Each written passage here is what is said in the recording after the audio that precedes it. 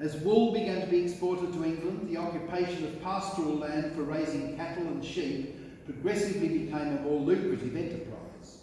Squatting was so widespread by the mid-1830s that government policy in New South Wales changed from opposition to regulation and control, and squatters became those who occupied land under a lease or licence from the Crown, with no negative connotations. The term squatter came to refer to a person of high social prestige who grazes livestock on a large scale, whether the station was held by leasehold or freehold title. The term squattocracy, play on aristocracy, was used derisively as early as 1841. It wasn't easy to become established as a squatter without financial backing from city interests, and a few bad years could quickly destroy the smaller squatters, especially in the drought of 1888 and 89 in Queenslander, New South Wales. There are several songs about squatters being reduced to the ranks of ordinary bushworkers, such as cattlemen, and I'll sing two examples from the late 80s. First of all, Freehold on the Plain, written to the tune of Little Old Log Cabin in the Lane. It was first published in the Queenslander in 1894. Banjo Paterson included it in his 1905 collection, The Old Bush Songs. And there's a chorus there, please join me when we get to it. I'm a broken down old squatter, my cash it is all gone, of troubles and bad seasons I complain.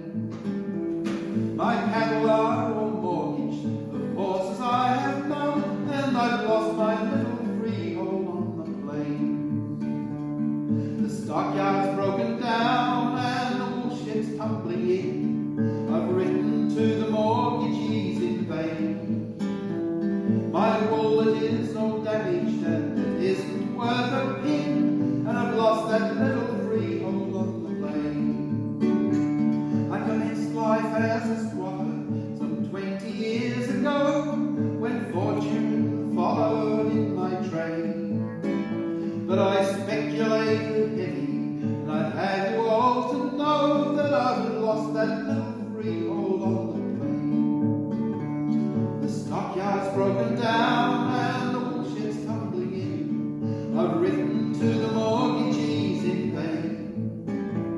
My wool it is all damaged and it isn't worth a pin, and I've lost that little freehold on the plain. I built myself a mansion, chose myself a wife, of her I have no reason to complain.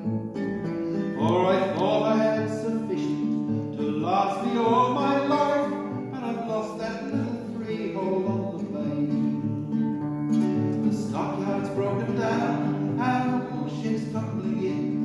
I've written to the mortgagees in vain.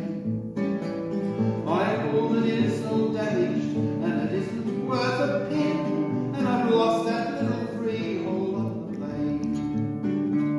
And now I am compelled to take a drover's life, to drive cattle through the sunshine and the rain, and to leave her behind me, my own dear loving wife.